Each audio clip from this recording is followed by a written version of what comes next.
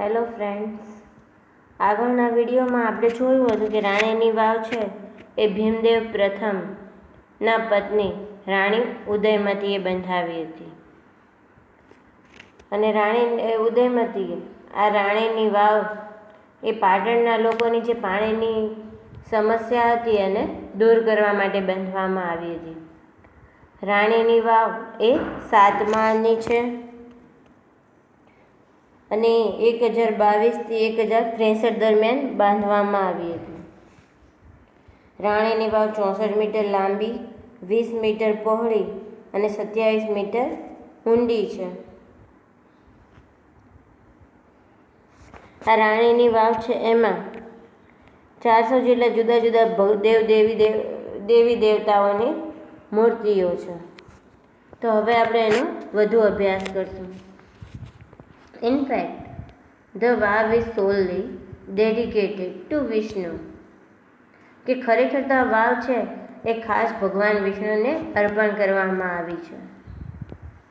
One can find Vishnu in different shapes and postures.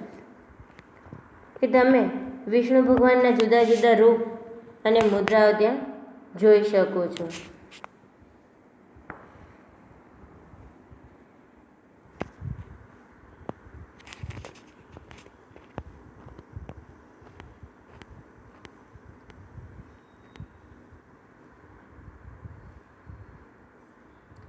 After Vishnu, next important statue is of Parvati.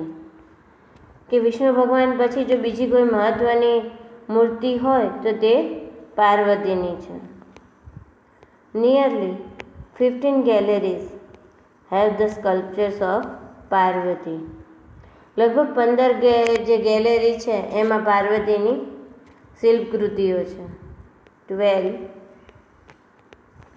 Statues of goddess Gauri, અને ગૌરી માતાની બહાર મૂર્તિઓ છે.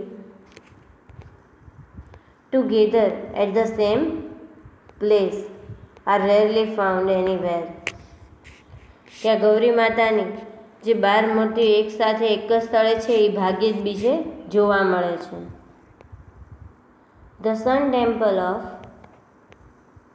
Modhera has it. કે મોઢેરાનું જે સૂર્ય મંદિર છે એમાં આ ગૌરી માતાની 12 મૂર્તિઓ એક સાથે જોવા મળે છે. This vow has also the 12 statue of Gauri. આ વાવમાં ગૌરી માતાની બધી જ મૂર્તિઓ છે. એમાં Uma, Parvati, Gauri, Lalita,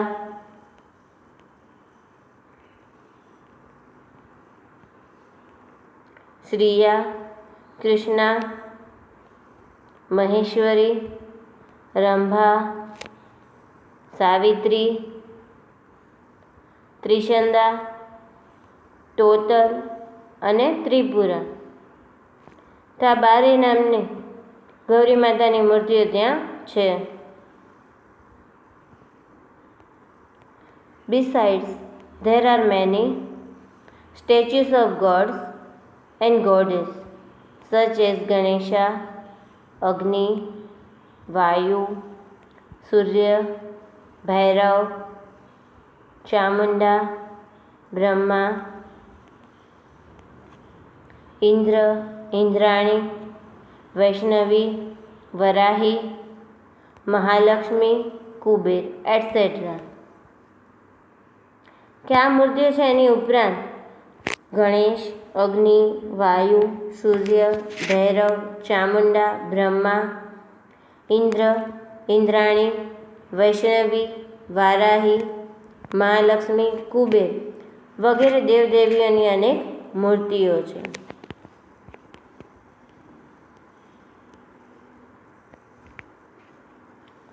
There are also some of the rare sculpture of gods. અહીં દેવોની કેટલીક વિરલ આકૃતિઓ શિલ્પકૃતિઓ પણ છે. Here one can find the statue of Lord Buddha. with 4 hands, the statue of Ram with sword and shield, the statue of sun in form of Tapasvi, the statue of Shiva with beads in his hand, the statue of Parsuram with soft and gentle expression, rather having hard and stern look, etc.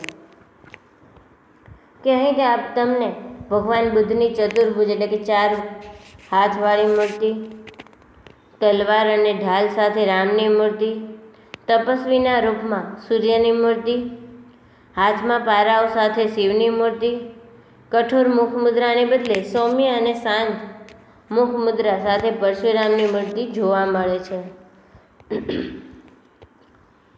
Some of the sculptures display contemporary lifestyle, folk tales, animal and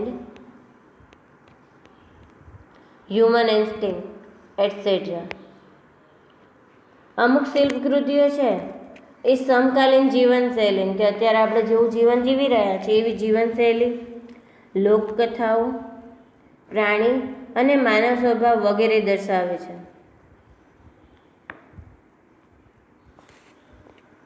They reveal artistic vision and unique imagination of the sculptor. મિત્રો ખાસ યાદ રાખજો, sculpture એટલે કે શિલ્પકૃતિઓ અને સ્કલ્પ્ટર એટલે કે શિલ્પી. તો આ બંને શબ્દમાં જે થોડો ફેર છે એ આપણે યાદ રાખવાનો છે કે સ્કલ્પચર થશે એટલે શિલ્પકૃતિઓ આવશે અને સ્કલ્પ્ટર એટલે શિલ્પી થશે.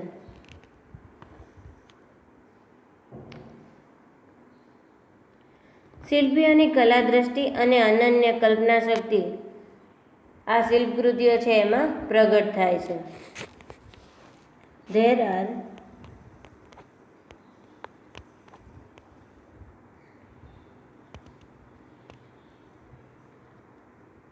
sorry friend, we missed one line.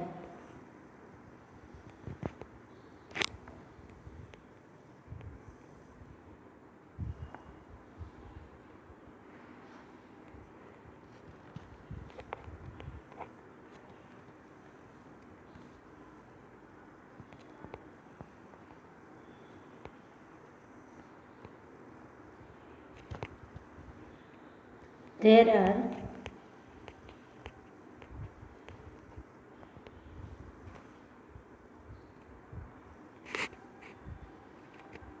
nearly 300 statues of Apsaras. અહીં અપ્સરાઓની આશરે 300 મૂર્તિઓ છે. The sculptors presented a vast range of emotions.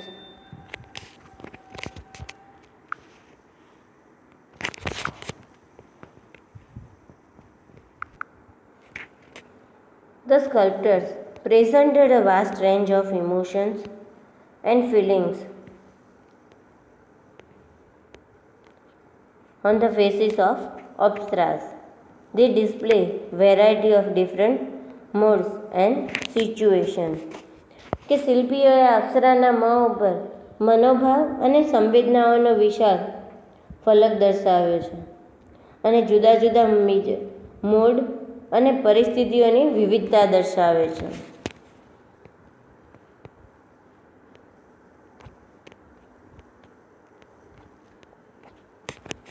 Most of them present Vishnu in his 10 different avatars. કે અહીં વિષ્ણુ ભગવાનના 10 જુદા જુદા અવતાર જોવા મળે છે. The most attractive sculptures are those of Vara, Vaman, Narsimha, Ram, Kalki and Mahishasur Mardini. તો અહીં સૌથી આકર્ષક આ વિષ્ણુ ભગવાનના જુદા જુદા રૂપ છે. એમાં વરાહ, વામન, નરસિંહ, રામ, કલ્કી અને મહિષાસુર મર્દિનીની જે શિલ્પકૃતિઓ છે એ સૌથી આકર્ષક છે. The Apsaras with 16 different makeup style add to the grace of this unmatched structure.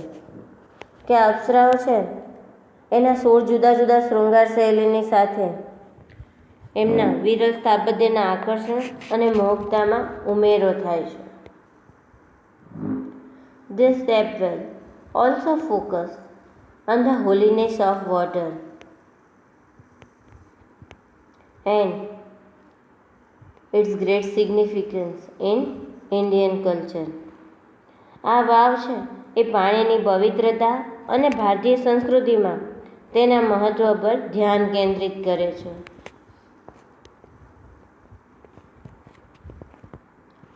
The vav is the most developed, elaborate and ornamented example of submerged architecture. આ વાવ છે એ પાણીની સપાટી નીચે ખૂબ જ વિકસિત, ઝીણવટપૂર્વક રચેલા અને અલંકૃત સ્થાપત્યનું ઉદાહરણ છે. It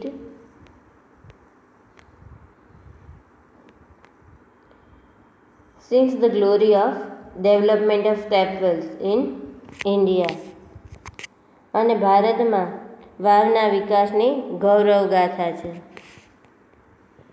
This vav is large and complex type of stepwell. આ વિશાળ વાવ છે એની રચના એ અટપટી છે. It has ornamented panels of sculpture. કે તેમાં શિલ્પકૃતિઓ છે એની અલંકૃત તકતીઓ છે. It lay buried under the mud due to flood first and then vanishing of the river Saraswati. કે પહેલાં પૂરને કારણે અને ત્યારબાદ સરસ્વતી નદીના સુકાઈ જવાથી આ વાવ છે એ કાદવ નીચે દટાયેલી રહી હતી. It was hidden under the layer of silt for almost 7 centuries. કે લગભગ 700 વર્ષ સુધી તે કાદવમાં દટાયેલી રહી. The